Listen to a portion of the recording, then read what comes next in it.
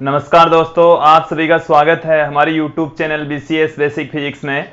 आज के इस वीडियो में हम बात करेंगे कक्षा 12 का एक टॉपिक विभवमापी पोटेंशियोमीटर। देखिए विद्यार्थियों, ये जो टॉपिक है हमारे थ्योरेटिकल पार्ट में भी है, साथ में ये प्रैक्टिकल में भी मौजूद है। तो प्रैक्टिकली वाली जो पार्ट है इसको समझने के लिए इस थ्योरेटिकल पार्ट को अच्छे से समझना पड़ेगा, ध्यानपूर्वक समझना पड़ेगा। आज का ये जो वीडियो है काफी लंबा होने वाला है। इसमें हम विभवमापी से संबंधित बहुत सारी चीजें हम देखने वाले हैं। विभवमापी के जो अनुप्रयोग हैं वो हम आगे की वीडियोज में देखेंगे। यहाँ वो जो अनुप्रयोग है वो तभी समझ में आएंगे जब आज का वीडियो आप अच्छे से ध्यानपूर्वक देखेंगे तो ही। देखिए, हम इस वीडियो में क्या क्या पढ़ने वाले हैं कि विभवमापी क्या है, विभवमापी वोल्टमीटर से श्रेष्ठ क्यों है, विभवमापी की बनावट के बारे में भी इस वीडियो में देखेंगे। इसके साथ में हम बात करेंगे विभवमापी किस सिद्धांत पर कार्य करता है।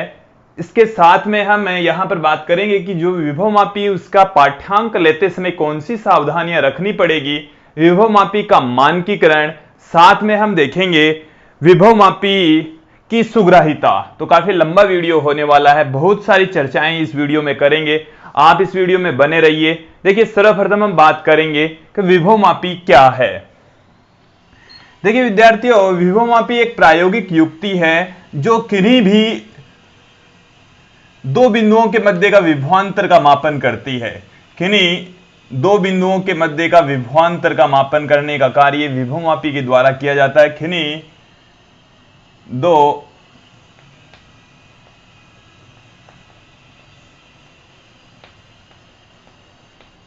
मध्य के विभवांतर का मापन, विभवांतर का मापन करने वाला जो उपकरण है उसको हम विभवमापी कहेंगे। और विद्यार्थियों, ये जो मान है, विभवांतर का मान है, वो परिशुद्धता के साथ में मापेगा, शुद्धता के साथ में मापने का कार्य करता है विभवमापी के द्वारा। उपयोग क्या है, यूज क्या है विभवमापी का, सुन लीजिए। विभवमापी के द्वारा किन्हीं भी दो बिंदुओं के मध्य का विभवांतर मापने का कार्य होता है। किसी भी सेल का विद्युत वाहक बल ज्ञात करने का कार्य होता है। देखिए, ये एक प्रायोगिक युक्ति है। विभवांतर का मापन तो वोल्टमीटर के द्वारा भी होता है। फिर विभवमापी की आवश्यकता क्यों पड़ी? देखिए विद्यार्थियों, विभवमापी है वो वोल्टमीटर से श्रेष्ठ होता है। विभवमापी वोल्टमीटर से श्रेष्ठ होता है। क्यों? इस क्यों का आंसर हमें चाहिए। वोल्टमीटर से श्रेष्ठ होता है। अब क्यों होता है, उसके पीछे रीजन क्या है, उसका आंसर हम यहां पर ढूंढने वाले हैं। विद्यार्थियों, सर्वप्रथम हम बात करेंगे वोल्टमीटर की। जो वोल्टमीटर है वो विभवांतर मापने वाला उपकरण होता है। हालांकि ये एकदम एग्जैक्ट परिशुद्धता के साथ में विभवांतर का मापन नहीं करता। वोल्टमीटर के द्वारा क्या किया जाता है विद्यार्थियों? विभवांतर का मापन किया जाता है। विभवमापी के द्वारा भी विभवांतर का मापन किया जाता है। ये जो वोल्टमीटर होता है वो सदैव समांतर क्रम में संयोजित होता है। जिन बिंदुओं के मध्य का विभवांतर ज्ञात करना है उसके समांतर क्रम में इसको संयोजित कर देंगे। एक जो आदर्श वोल्टमीटर होता है, आदर्श जो वोल्टमीटर होता है उसका प्रतिरोध अनंत होता है। आदर्श वोल्टमीटर का जो प्रतिरोध होता है विद्यार्थियों कितना होगा? अनंत होगा। प्रतिरोध अनंत होगा। हालांकि ऐसा पॉसिबल नहीं है। यदि वोल्टमीटर का प्रतिरोध अनंत कर दिया तो वो रीडिंग देगा ही नहीं। ये व्यवहारिकता में नहीं आता, ये केवल काल्पनिक बातें हैं। आदर्श स्थिति के अंदर ही ऐसा पॉसिबल होता है। अब जब हम बात करें कि जो वोल्टमीटर है वो किस तरीके से पाठ्यांक लेता है और विभवमापी किस तरीके से पाठ्यांक लेता है, उसकी हम बात करेंगे। जैसे हमारे पास में ये कोई प्रतिरोध है, इस प्रतिरोध को हम कह दें कि इस प्रतिरोध की वैल्यू है कैपिटल R और इसमें से I धारा बह रही है। इसमें हमने दो बिंदु ले लिए A और ये वाला बिंदु ले लिया हमने B। तो A और B के मध्य हमारे को विभवांतर ज्ञात करना है। ए और बी के बीच में विभवांतर ज्ञात करने के लिए विद्यार्थियों यहां से इसके समांतर क्रम में हम वोल्ट मीटर का संयोजन कर देंगे। ये जो वोल्ट मीटर है, ये हमने वोल्ट मीटर जोड़ दिया। तो विद्यार्थियों, जब वोल्ट मीटर रीडिंग तभी देगा जब यहां से आने वाली ये जो धारा आई है, इसका कुछ हिस्सा इसमें से जाएगा। तो विद्यार्थियों, हम ये कंसीडर कर लें कि इसमें से कुछ हिस्सा धारा का आई डैश इसमें से चला जाता है, तो वो यहां से होकर गुजरेगा आई डैश। तो इस प्रतिरोध R में से गुजरने वाली जो धारा है वो रह गई है I माइनस आई डैश। ये जो आई डैश है तो बहुत कम मान है, बट है जरूर। तो विद्यार्थियों, प्रतिरोध R में से बहने वाली जो धारा है वो रह गई है I माइनस आई डैश। पहले की तुलना में जो धारा की वैल्यू है वो कम हो गई है। धारा की वैल्यू कम होने के कारण से A और B के मध्य का जो मापा गया विभवांतर है वो कम हो जाता है। VAB, जो A और B बिंदु के बीच का विभवांतर है, वो देखिए वास्तविक विभवांतर से कम होता है। वास्तविक जो विभवांतर है, इसका जो यथार्थ मान है, एग्जैक्ट मान है विभवांतर का, उससे कम होता है। उसके पीछे रीजन ये है कि इसमें से जितनी धारा बहनी चाहिए थी उतनी नहीं बह रही। जैसे ही हमने वोल्टमीटर को जोड़ा, इसमें से बहने वाली धारा की वैल्यू कम हो गई, वो कम विभवांतर का मापन करता है।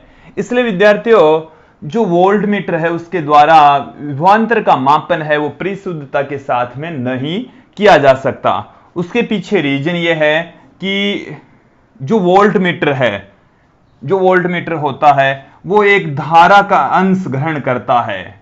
धारा का अंश ग्रहण करके पाठ्यांक देता है, रीडिंग देता है।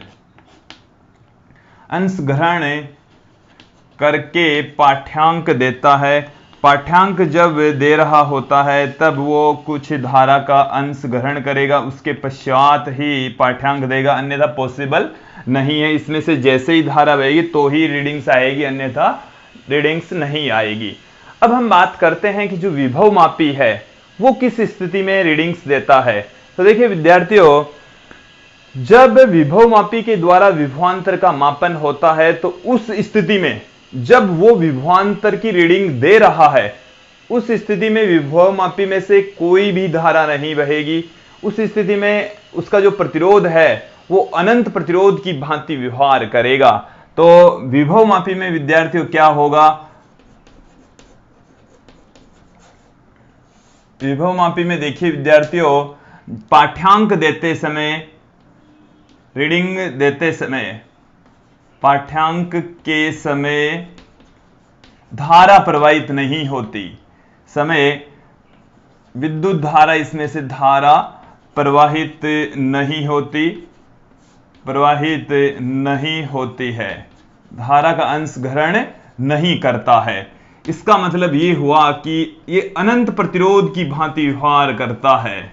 ये अनंत प्रतिरोध वाले उपकरण की भांति व्यवहार करेगा। इसका मतलब हो गया है कि जो आदर्श वोल्टमीटर होता है उसका प्रतिरोध भी अनंत होता है। वो हमने बताया है, आदर्श वोल्टमीटर का प्रतिरोध अनंत होता है। तो ये आदर्श वोल्टमीटर की भांति व्यवहार करेगा। जब ये धारा का खुद अंश ग्रहण नहीं करता है तो उस कंडीशन में जो विभवांतर है वो परिशुद्धता के साथ में बताता है। विद्यार्थियों, जिस स्थिति में विभवमापी विभवांतर का मापन करता है वो अविक्षेप की स्थिति होती है। तो ये अविक्षेप की स्थिति में पाठ्यांक देता है, उसको हम शून्य विक्षेप की स्थिति भी कह सकते हैं। अविक्षेप या शून्य विक्षेप की स्थिति कहा जाता है। शून्य विक्षेप की स्थिति में विभवमापी के द्वारा पाठ्यांक दिया जाता है, रीडिंग्स दी जाती है। तो विद्यार्थियों, जो विभवमापी है वो शुद्धता के साथ में रीडिंग्स देगा, परिशुद्धता के साथ में देगा, यथार्थ जो वैल्यू है विभवांतर की वो बताएगा। तो यहां पर जो वोल्टमीटर है उससे बेटर कार्य करता है विभवमापी। हालांकि ये सुविधाजनक नहीं होता, इसका आकार है वो काफी बड़ा होता है। वोल्टमीटर छोटा, रीडिंग्स देने में आसान होता है और इसको बनाने में भी बहुत आसान तरीका होता है। इसको बनाना, एक स्थान से दूसरे स्थान तक ले जाना मुश्किल कार्य होता है, बट रीडिंग्स ये परिशुद्धता के साथ देता है। अब हम बात करेंगे विभवमापी की बनावट। विद्यार्थियों, अब हम बात करेंगे विभवमापी की बनावट। विभवमापी की जो बनावट है वो किस प्रकार की होती है। अब हम इस वीडियो में आगे देखेंगे विभवमापी की बनावट, कंस्ट्रक्शन ऑफ पोटेंशियोमीटर। देखिए विद्यार्थी, विभवमापी किस प्रकार का होता है, उसकी संरचना किस प्रकार की होगी। एक लकड़ी का बोर्ड होता है, लगभग 1 मीटर लंबा बोर्ड होगा और इस बोर्ड पर मिश्र धातुओं के 1-1 मीटर लंबे समांतर तार, जिस तरीके से मैं दिखा रहा हूं उस तरीके से व्यवस्थित होते हैं। देखिए विद्यार्थियों, ये जो तार है इसकी लंबाई 8 से 12 मीटर तक हो सकती है। हमारी लैब के अंदर जो वायर्स हैं उनकी जो लंबाई है वो लगभग 10 मीटर होती है। 10 मीटर के समथिंग ही लेकर चलते हैं। ये जो कई लैब्स हैं उनके अंदर ये कम ज़्यादा हो सकती है। हमारी जो लैब है उनके अंदर ये जो विभवमापी, इसमें जो वायर यूज में लेते हैं वो 10 मीटर लंबा होता है। देखिए विद्यार्थियों, ये जो बाहरी आवरण आप देख रहे हैं ये लकड़ी का बोर्ड है, लकड़ी का बोर्ड है। उसके ऊपर ये यहां पर एक टर्मिनल है, इसको हम ए कह देंगे।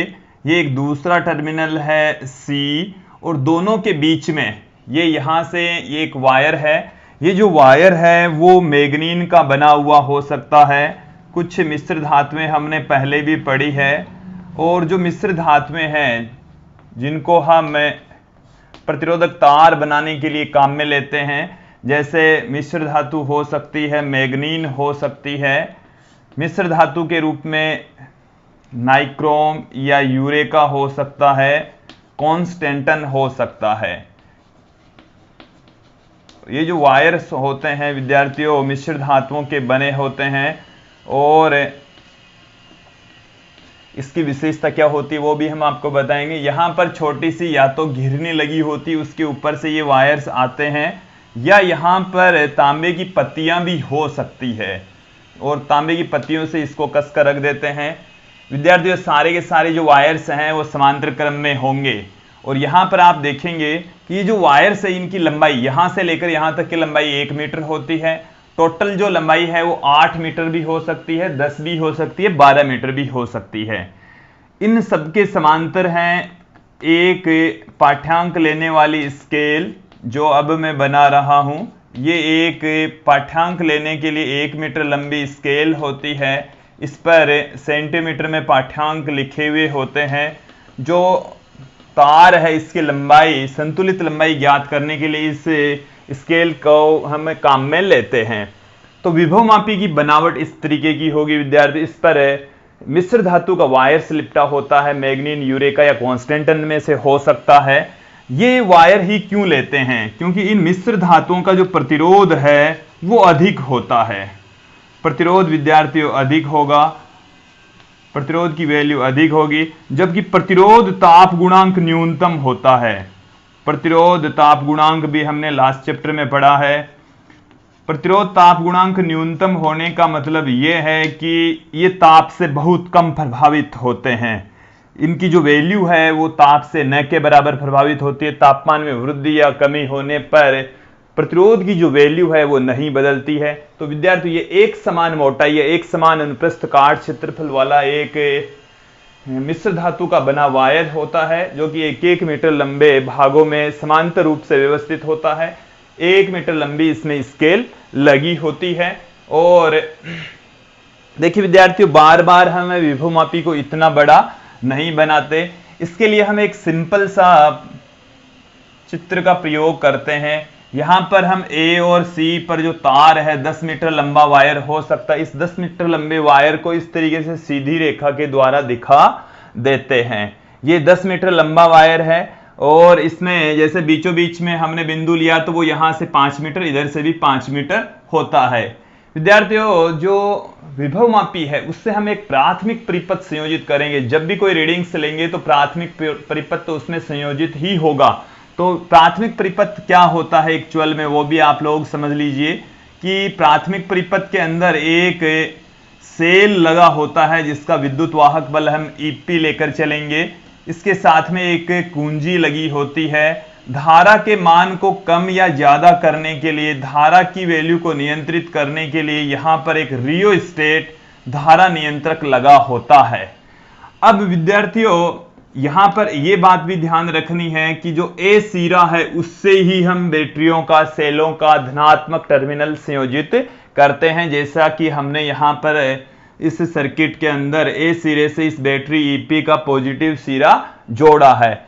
इस वाला जो ये परिपथ आप लोग देख रहे हैं इसको हम प्राथमिक परिपथ कहते हैं, और प्राथमिक परिपथ में एक बैटरी, एक कुंजी तथा एक धारा नियंत्रक ए और सी बिंदु के मध्य जुड़ा रहेगा। आप लोगों को विभवमापी की बनावट समझ में आई होगी। अब हम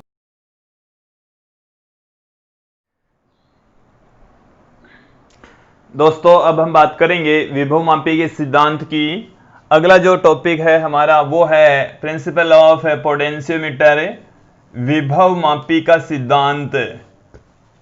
विभवमापी का सिद्धांत, प्रिंसिपल ऑफ ए पोटेंशियोमीटर।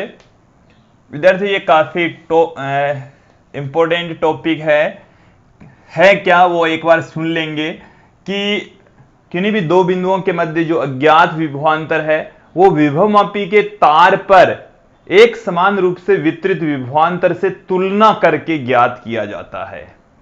देखिए एक बार सुन लीजिए कि जो किन्हीं भी दो बिंदुओं के मध्य का विभवांतर, आप कोई भी दो बिंदु ले लीजिए, किन्हीं दो बिंदुओं के मध्य का विभवांतर,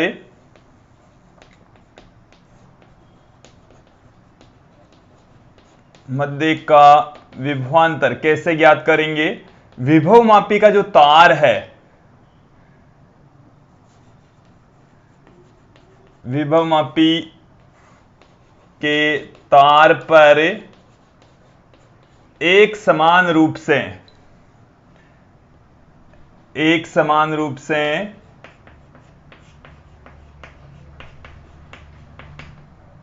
वितरित विभव पतन से तुलना करके ज्ञात किया जाता है। विभव पतन से तुलना करके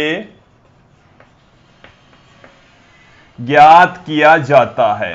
देखिए समझ लेंगे इसको एक बार तो सेंटेंस को।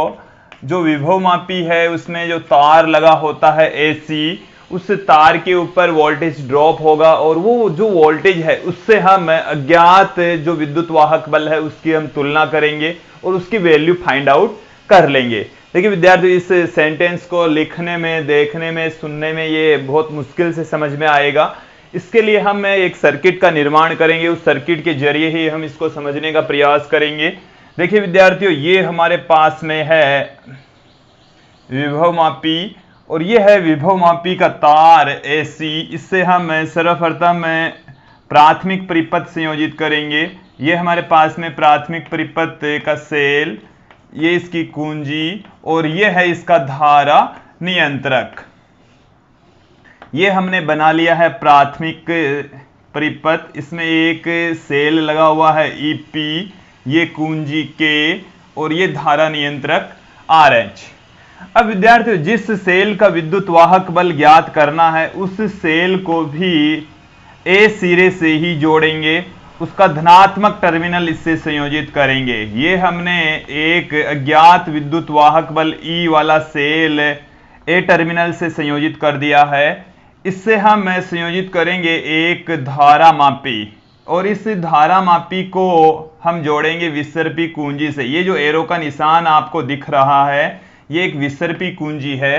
विसर्पी कुंजी क्या है विद्यार्थियों कि ये एक इसके पीछे वायर लगा होता है, लोहे का भाग होता है, आगे से ये नुकीली होती है और ये जो खूब सारे जो समांतर वायर हैं उनके ऊपर इस तरीके से रख कर हम उस बिंदु को संयोजित करते हैं। ऊपर उठा लेंगे तो ये स्विच ऑफ की स्थिति में आ जाएगा, करंट उस स्थिति में प्रवाहित नहीं होगा। जैसे ही इस कुंजी को इस चौक की भांति होती है आगे से इस तरीके से नुकीली होगी, तो इस जैसे ही वायर के ऊपर इसको दबाएंगे, टिकाएंगे, संपर्क में लाएंगे तो धारा प्रवाहित होगी, उठा लेंगे तो धारा प्रवाह बंद हो जाएगा। तो देखिए विद्यार्थियों यहां पर हमने विसर्पी कुंजी संयोजित कर दी है। इसको समझने के लिए, इसको आसान भाषा में समझने के लिए इस सेल का विद्युत वाहक बल कैसे ज्ञात किया जाएगा? देखिए विद्यार्थियों, हम सर्वप्रथम तो ये लेकर चल रहे हैं कि जो धारा नियंत्रक है इसका कोई प्रतिरोध नहीं है। इसका मतलब है कि इसका जो प्रतिरोध है वो शून्य है। और ये जो हमने प्राथमिक परिपथ में सेल संयोजित किया है इसका भी आंतरिक प्रतिरोध शून्य है। प्राथमिक परिपथ में संयोजित जो सेल है उसका आंतरिक प्रतिरोध शून्य, धारा नियंत्रक का जो प्रतिरोध है वो शून्य। तो ये जो इस सेल का वोल्टेज है वो सारा का सारा इस प्रतिरोध तार एसी पर ड्रॉप हो जाएगा। ये जो एसी है विभवमापी का तार कह सकते हैं, प्रतिरोधक तार कहा जाता है, वो सारा का सारा वोल्टेज है वो एसी पर ड्रॉप हो जाएगा। जैसे ये जो बैटरी है वो 2 वोल्ट की है तो यहां से लेकर यहां तक 2 वोल्टेज पूरी के ऊपर वितरित हो जाएगा, एक समान रूप से वितरित होगा। जैसे यहां से लेकर यहां तक जो वायर है उसकी लंबाई 10 मीटर, उसके ऊपर 2 वोल्टेज ड्रॉप हो रहा है। सुनना विद्यार्थियों, समझना। तो इसके बीचों बीच 5 मीटर के ऊपर 1 वोल्ट ड्रॉप हो जाएगा, क्योंकि 2 वोल्ट की बैटरी है, पूरे वायर पर 2 वोल्ट ड्रॉप होगा। तो आधे वायर पर मतलब 5 मीटर के ऊपर 1 वोल्ट ड्रॉप होगा। और यदि 250 सेंटीमीटर की बात करें तो वहां पर आधा वोल्ट ड्रॉप होगा। इसकी लंबाई के हिसाब से जैसे 10 मीटर के ऊपर 2 वोल्ट ड्रॉप हो रहा है तो 1 मीटर के ऊपर 0.2 वोल्ट ड्रॉप होगा। इसका मतलब हो गया कि यहां से यदि आप 100 सेंटीमीटर चलें, 1 मीटर चलें या 100 सेंटीमीटर चलें, एक ही बात है, तो 0.2 वोल्टेज ड्रॉप हो जाएगा। 2 मीटर चलेंगे तो 0.4, 3 मीटर चलेंगे तो 0.6, और ऐसे ही यदि 10 मीटर चलेंगे तो पूरा 2 वोल्टेज इसके ऊपर ड्रॉप होने वाला है। और वो केवल तभी है जब इसका आंतरिक प्रतिरोध शून्य हो, धारा नियंत्रक का प्रतिरोध शून्य हो। विद्यार्थी, इसको समझाने के लिए हम यहां पर एक टर्म डिफाइन करेंगे, विभव प्रवणता। विभव प्रवणता क्या है उसको आप समझेंगे तभी ये हमारे को जो सिद्धांत है वो समझ में आएगा। विभव प्रवणता को हम अक्स से लिखेंगे कि विभवमापी के प्रति एकांक लंबाई पर विभव पतन, विभवमापी के प्रति एकांक लंबाई पर जो विभव पतन है उसको हम विभव प्रवणता कहते हैं। विभव पतन बट्टे में लंबाई, तो प्रति एकांक लंबाई पर जो वोल्टेज ड्रॉप होता है, विभव पतन होता है, उसी को ही हम विभव प्रवणता कहते हैं। इसके मात्रक की यदि हम बात करें तो इसका मात्रक, विभव पतन का मात्रक हो गया वोल्ट, लंबाई का जो मात्रक है वो हो गया मीटर, तो वोल्ट प्रति मीटर इसका मात्रक होता है। विद्यार्थियों, यहां पर इस डायग्राम में विभव पतन की वैल्यू कितनी है, यदि हम यहां पर कुछ चीजें कंसीडर कर लें कि जो प्रतिरोधक तार, यहां पर जो प्रतिरोधक तार है वो AC है, A से लेकर C तक प्रतिरोधक तार है। प्रतिरोधक तार की जो लंबाई है वो हमने कंसीडर कर ली है कैपिटल L है। तो विभव प्रवणता की जो वैल्यू है इस डायग्राम में, विभव पतन हो रहा है EP और जो लंबाई है वो है L। ये आ गया हमारे पास में विभव प्रवणता की वैल्यू। इसको मैंने दे दिया इक्वेशन नंबर 1। समीकरण 1 तक आप लोगों को अच्छे से समझ में आ गया होगा। देखिए, हम इस EP की वैल्यू को फाइंड आउट करेंगे। विभव पतन जो AC तार है उसके ऊपर कितना हुआ उसको भी हम यहां पर देखेंगे। यदि तार AC का प्रतिरोध, तार AC का जो प्रतिरोध है वो कैपिटल R तथा AC से प्रवाहित धारा, मतलब प्रतिरोधक तार से प्रवाहित जो धारा है वो हम कंसीडर कर लेते हैं I है, प्रवाहित धारा I है। तो A और C के सिरों पर जो विभवांतर है AC, VAC लिख रहा हूं मैं, इसका मतलब है A और C के मध्य का जो विभवांतर VAC ओम के नियम से I इंटू R के तुल्य होगा। ओम का नियम ये कहता है V बराबर IR, तो उस वायर के सिरों का विभवांतर A और C के मध्य का विभवांतर, उसमें से बहने वाली धारा तथा उसके प्रतिरोध के गुणनफल के रूप में लिखा जाता है। तो VAC बराबर आ गया I इंटू R।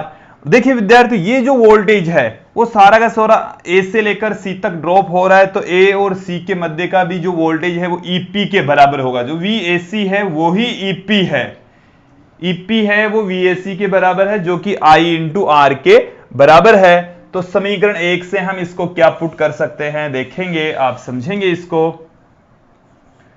समीकरण 1 से जो अक्स की वैल्यू है वो विद्यार्थियों हम क्या लिख सकते हैं, आई इंटू में आर अपॉन में कैपिटल एल, ये अक्स की वैल्यू हम लिख सकते हैं। यहां से हम अक्स की वैल्यू फाइंड आउट कर लेंगे। विद्यार्थी इस फॉर्म में अक्स की वैल्यू को लिखा जा सकता है। हमें ज्ञात करना है इस सेल का विद्युत वाहक बल, इस ई की वैल्यू फाइंड आउट करनी है। देखिए विद्यार्थियों आपको क्या करना है, ये जो सेल है इसका विद्युत वाहक बल इस वाले सेल से सदैव कम होना चाहिए। बिंदु ए से सभी सेलों का पॉजिटिव सिरा जुड़ना चाहिए। सभी जो लंबाइयां हैं वो ए सिरे से ही नापी जानी चाहिए। अब हम क्या करेंगे, जो हमारे पास में 10 मीटर लंबा तार है ए से लेकर सी तक, उसके ऊपर हम बारी बारी से जो जोकी है उस पर रखकर देखेंगे। सर्वप्रथम तो जोकी को ए सिरे पर रखेंगे, फिर सी सिरे पर रखेंगे। यदि धारामापी में जो विक्षेप है एक दूसरे की विपरीत दिशा में आ रहा है तो हमारा जो सर्किट है वो एकदम सही जुड़ा हुआ है, हमारे पास में रीडिंग्स आएगी, पाठ्यांक आएगा, संतुलन की स्थिति आएगी। जैसे हमने इनको विभिन्न तारों पर जोकी को रख रख कर देखा तो एक स्थिति ऐसी प्राप्त करनी है जिस पर धारामापी में विक्षेप शून्य आ जाए। एक स्थिति हमारे को वो फाइंड आउट करनी है जिस पर धारामापी में शून्य विक्षेप प्राप्त हो। तो उस स्थिति तक आपको इस विसर्पी कुंजी को वायर्स पर रखते जाना है। जहां तक धारामापी में विक्षेप शून्य ना आ जाए उसको हम शून्य विक्षेप की स्थिति कह देते हैं, अविक्षेप की स्थिति कह देते हैं, उसको संतुलन की स्थिति भी कहा जाता है। और जब संतुलन की स्थिति प्राप्त होगी तो उस कंडीशन में ए सिरे से उसकी जो संतुलन की स्थिति आ गई तो वो जो बिंदु आएगा उसको हम बी से कहेंगे और ए से लेकर बी तक की जो लंबाई है एल वो हम ज्ञात कर लेंगे। यदि हमारे पास में लंबाई एल आ गई है तो हम अज्ञात जो विद्युत वाहक बल वाला सेल है उसकी वैल्यू पुट कर देंगे। देखिए हमारे पास में जो विभव प्रवणता उसकी टर्म्स में हम उसका मान लिखेंगे द्वितीयक परिपथ में, द्वितीयक परिपथ में लगे सेल का विद्युत वाहक बल जिसकी वैल्यू हमें ज्ञात करनी थी, ये अज्ञात विद्युत वाहक बल था। E बराबर अक्स इंटू एल, अक्स बराबर होता है E बट्टे में एल, क्योंकि यहां पर जो अक्स की वैल्यू आएगी वो E बट्टे में एल आएगी। विद्युत वाहक बल E और उसकी लंबाई ड्रॉप है एल के इक्वल। तो यहां से हमारे पास में जो सेल है उसका विद्युत वाहक बल हम ज्ञात कर लेंगे। अक्स की वैल्यू हम समीकरण 1 से ज्ञात कर लेंगे, एल इस डायग्राम में से देखकर ज्ञात कर लेंगे। हमारे पास में विद्युत वाहक बल E की वैल्यू प्राप्त हो जाएगी। और यही विभवमापी का सिद्धांत है, यही विभवमापी का सिद्धांत है। देखिए हमने क्या किया है, जो सेल है उसके ऊपर एक समान रूप से विभव पतन करवाया, फिर उसकी तुलना दूसरे जो अज्ञात विद्युत वाहक बल वाला सेल है उससे करवाई। तो देखिए विद्यार्थियों इसका मतलब तो ये हुआ कि जितना इसका विद्युत वाहक बल है इस सेल का उतना ही इस तार का विद्युत वाहक बल है। ए और बी के बीच का विभवांतर और ई का विभवांतर सेम है। इस स्थिति में जब शून्य विक्षेप की स्थिति होती है तो वी ए बी और वो है वी ए बी है वो ई के बराबर होगा, वी ए बी है वो ई के बराबर होगा। देखिए विद्यार्थियों यहां इस बिंदु और इस बिंदु के बीच का जो विभवांतर है वो सेम रहेगा ए बी के, और इधर वाला वायर ले लो चाहे ये ले लो, विभवांतर सेम रहेगा यदि धारामापी में से विद्युत धारा प्रवाहित नहीं होती है। तो विद्यार्थियों आप लोगों को विभवमापी का सिद्धांत समझ में आया होगा। अब मैं बात करता हूं कि जो विभव प्रवणता है, अक्स है, उसकी वैल्यू किन कारकों पर डिपेंड करती है, अक्स की वैल्यू किन राशियों पर डिपेंड करेगी। उसके लिए देखिए विद्यार्थियों हम यहां पर देखेंगे कि यदि हम ये कंसीडर कर लें कि धारा नियंत्रक का जो प्रतिरोध है वो आर डेस है और जो बैटरी ईपी है उसका आंतरिक प्रतिरोध आर है, तो देखिए विद्यार्थियों यदि धारा नियंत्रक का प्रतिरोध, धारा नियंत्रक का प्रतिरोध हम कंसीडर कर लें, आर डेस हमने कंसीडर कर लिया, तथा सेल ईपी, तो सेल ईपी है का आंतरिक प्रतिरोध जो आंतरिक प्रतिरोध है वो हमने कंसीडर कर लिया है स्मॉल r के बराबर है। तो देखिए यहां से प्रतिरोधक तार में से बहने वाली या परिपथ से बहने वाली धारा, प्रतिरोधक सही रहेगा, उस स्थिति में प्रतिरोधक से बहने वाली धारा या बैटरी द्वारा दी जाने वाली धारा, बैटरी ईपी है, उससे बहने वाली जो धारा है वो कितनी आएगी, धारा बराबर होता है वोल्टेज, तो वोल्टेज तो है ईपी के बराबर, और जो प्रतिरोध है वो अब आ गया है आपके पास में, पहले तो केवल R था, फिर अब आ गया प्लस में R डैश, प्लस में आ गया स्मॉल r। उस कंडीशन में देखिए विद्यार्थी ईपी की वैल्यू ये आ जाएगी हमारे पास में, और यहां से इसको मैं देता हूं इक्वेशन नंबर 2। इस समीकरण को, उपरोक्त समीकरण को हम किस में पुट कर देंगे, समीकरण 2 में पुट कर देंगे। उपरोक्त समीकरण को 2 में रखने पर, 2 में जब रखेंगे तो हमारे पास में जो अक्स की वैल्यू है क्या निकल कर आएगी। देखिए I की वैल्यू में यहां पर पुट कर देता हूं EP बट्टे में R प्लस में R डैश प्लस में स्मॉल r, ये तो हमारे पास में I की वैल्यू आ गई, R इंटू में R बट्टे में L पढ़ाई है, ये हमारे पास में विभव प्रवणता की वैल्यू आएगी।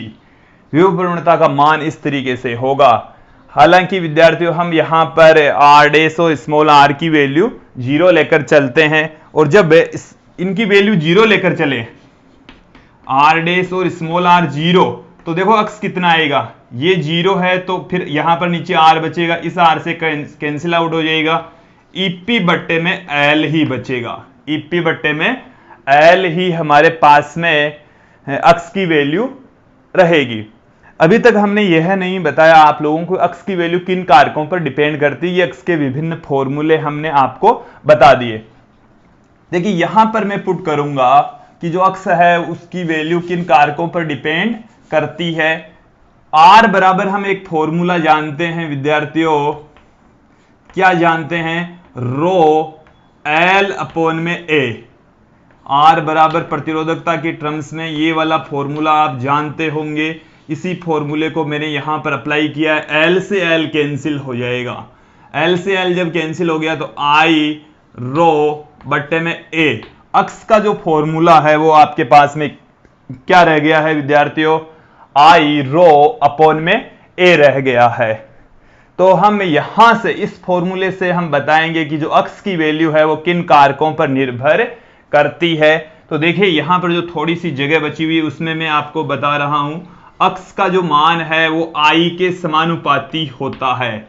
यहां से देखिए I के समानुपाती होगा अक्स का मान, अक्स का मान है वो समानुपाती होगा जो प्रतिरोधक तार लिया है उसकी प्रतिरोधकता के, अक्स की जो वैल्यू है वो प्रतिरोधक तार के अनुप्रस्थ काट क्षेत्रफल के व्युत्क्रमानुपाती होती है। इसके साथ में उसकी लंबाई के भी व्युत्क्रमानुपाती होती है। लंबाई के लिए तो मैंने यहां से लिखा है, और ये जो तीनों राशियां हैं वो यहां से मैंने पुट की है।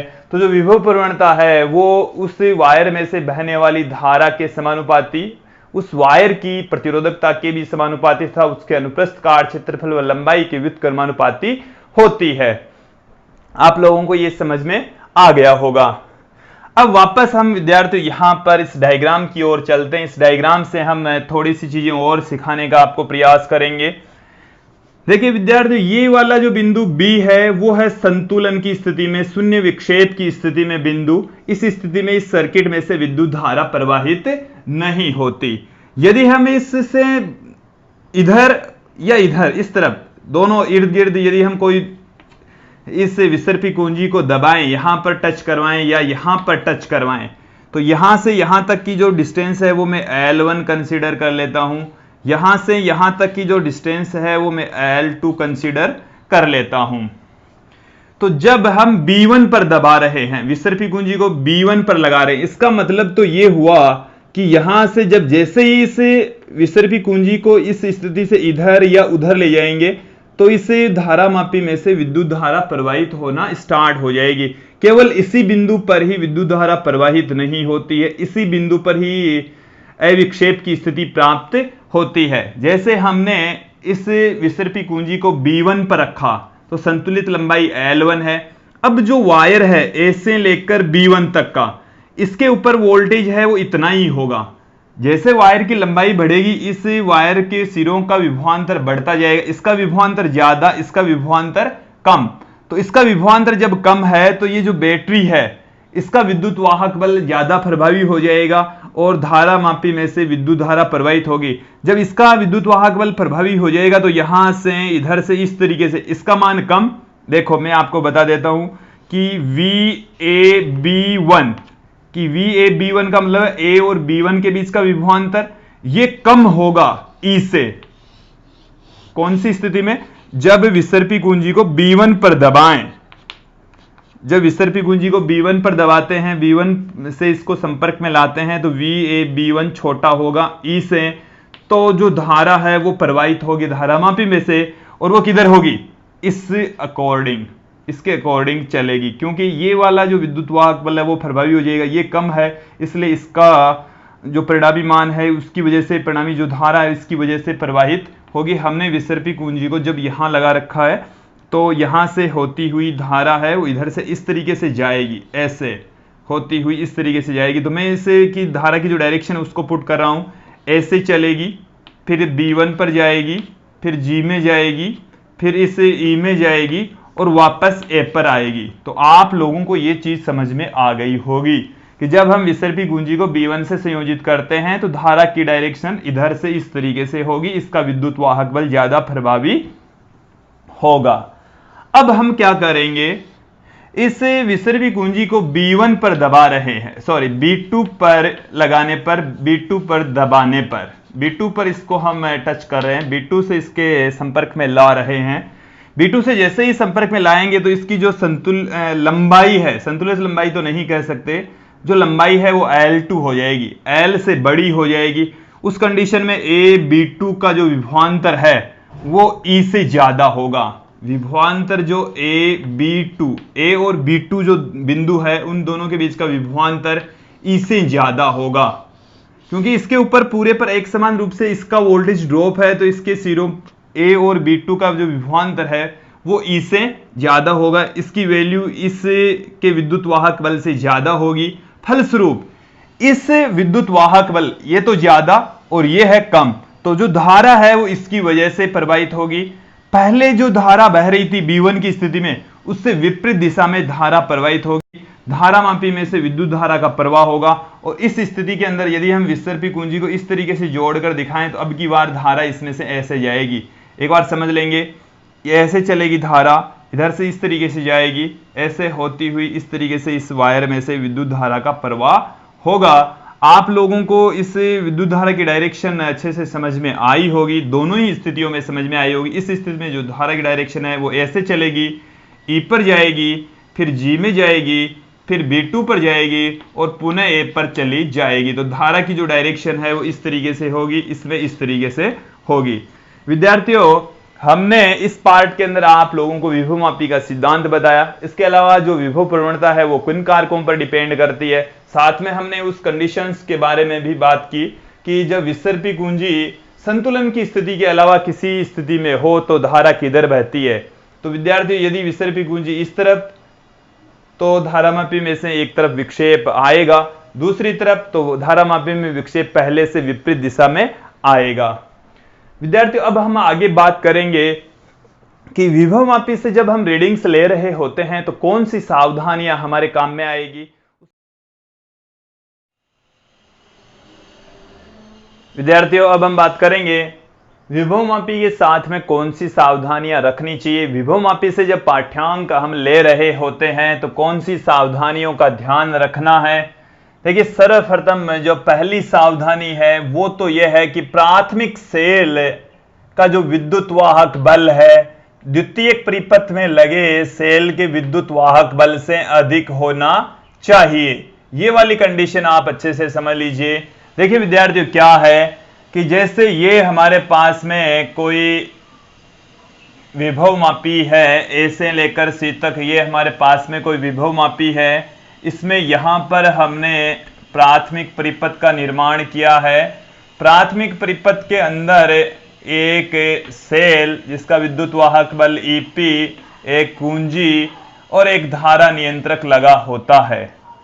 द्वितीयक परिपथ के अंदर आप यहां पर एक सेल लगाएंगे और उस सेल का जो विद्युत वाहक बल है, द्वितीयक परिपथ वाले सेल का विद्युत वाहक बल, वो सदैव, यदि इसका विद्युत वाहक बल हम E लें तो वो जो EP है उससे सदैव कम होना चाहिए, नहीं तो आपके पास में शून्य विक्षेप की स्थिति ही प्राप्त नहीं होगी। शून्य विक्षेप की स्थिति ही तभी प्राप्त होगी जब E का मान EP से छोटा हो, उसी कंडीशन में ही रीडिंग्स आएगी, अन्यथा तो रीडिंग्स ही नहीं आएगी। इसकी वैल्यू ज्यादा है तो धारा मापी में सिर्फ एक ही तरफ विक्षेप आएगा, दोनों तरफ विक्षेप नहीं आएंगे, शून्य विक्षेप या संतुलन की स्थिति प्राप्त ही नहीं होगी। तो विद्यार्थी पहली और आवश्यक कंडीशन तो यही है। दूसरी महत्वपूर्ण बात यह है कि जो बिंदु A है, संधि A है, उससे सभी सेलों का धनात्मक टर्मिनल जोड़ना है। इसका भी हमने धनात्मक टर्मिनल जोड़ा, इसका भी हमने धनात्मक टर्मिनल जोड़ा। जब हम इसके अनुप्रयोग पढ़ेंगे तो यहां से दो दो सेल भी जोड़ सकते हैं, जोड़ेंगे भी, तो उस कंडीशन में सभी सेलों के धनात्मक टर्मिनल धन विभव या उच्च विभव का जो टर्मिनल है वो A से संयोजित करना है। धन टर्मिनल किससे जोड़ना है? धन टर्मिनल A से संयोजित करना है, धन टर्मिनल A से संयोजित करना है, A से जोड़ना है। आपको दूसरी सावधानी भी समझ में आ गई होगी। तीसरी जो सावधानी है वो हमारे को ये रखनी है कि जितनी भी संतुलित लंबाइयां आप ज्ञात कर रहे हैं, वो जो संतुलित लंबाइयां है वो बिंदु A से स्टार्ट करनी है। लंबाई आप नाप रहे हैं तो A से स्टार्ट करेंगे, फिर नापेंगे। यहां पर आपके पास में ऑप्शन C भी है, बट C से लंबाई नहीं नापनी, A से ही मापनी है, जिससे बैटरियों के धन टर्मिनल जुड़े हुए हैं। AB ज्ञात करना है। क्या ज्ञात करना है विद्यार्थियों? AB ज्ञात करना है। तो A से ही संतुलित लंबाई लेनी है, A से लेनी है संतुलित लंबाई, हमारे को ऐसे ही रीडिंग्स लेनी है। उसके बाद में हम विद्यार्थी बात करेंगे जो हमारे पास में प्रतिरोधक तार है AC, प्रतिरोधक तार AC वो एक समान मोटाई का होना चाहिए, एक समान मोटाई वाला होना चाहिए, उसकी मोटाई एक समान होनी चाहिए, एक समान मोटाई होनी चाहिए। इसका मतलब है अनुप्रस्थ काट क्षेत्रफल है वो एक समान होना चाहिए, नहीं तो विभव प्रवणता का मान बदल जाएगा। इसके साथ में और देखिए विद्यार्थियों क्या है कि जो परिपथ है उसमें से अधिक देर तक विद्युत धारा प्रवाहित नहीं करनी है, परिपथ से अधिक देर तक धारा नहीं बहानी है, अधिक देर तक धारा प्रवाहित नहीं करनी है, नहीं तो क्या हो जाएगा? नहीं तो विद्यार्थियों जो वायर है, तार है, वो गर्म हो जाएगा, तार गर्म हो जाएगा, और तार गर्म हो जाएगा तो क्या होगा?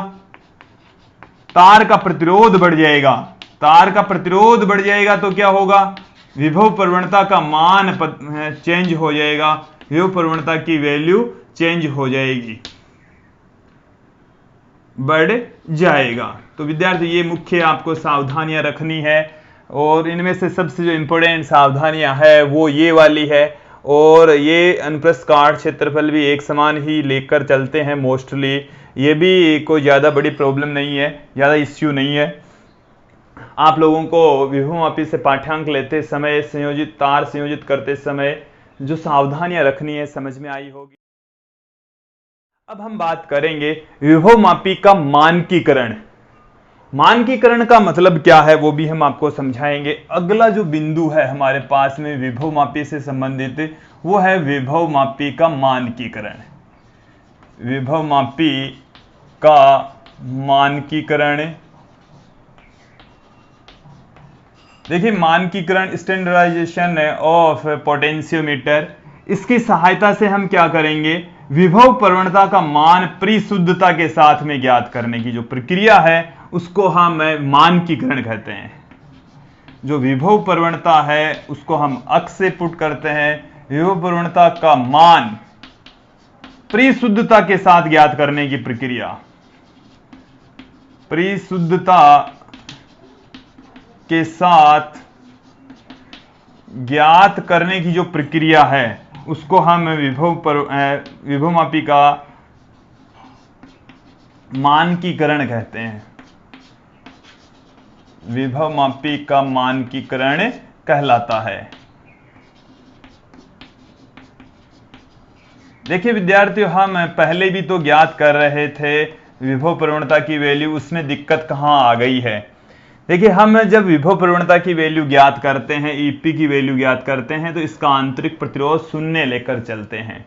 धारा नियंत्रक का जो प्रतिरोध है वो शून्य लेकर चलते हैं, जबकि वास्तव में व्यवहारिक रूप में दोनों का ही प्रतिरोध शून्य नहीं होता। फलस्वरूप जो विभव प्रवणता है उसकी वैल्यू है वो परिशुद्ध नहीं होती, एकदम एग्जैक्ट नहीं होती। तो फिर एग्जैक्ट वैल्यू कैसे ज्ञात करेंगे?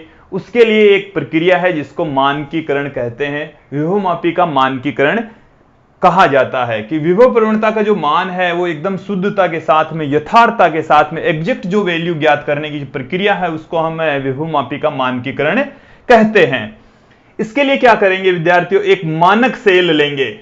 हम मानक सेलों का प्रयोग करेंगे यहां पर, और देखिए विद्यार्थियों, मानक सेल का प्रयोग करेंगे और फिर संतुलित लंबाई ज्ञात करेंगे। उस स्थिति में संतुलित लंबाई को हम L0 से लिख रहे हैं। पहले तो आपको ये मानक सेल क्या है, स्टैंडर्ड सेल क्या है, कि ऐसे सेल जिनका विद्युत वाहक बल अपरिवर्तित रहे, विद्युत वाहक बल नियत रहे और जिनका विद्युत वाहक बल हमें ज्ञात है।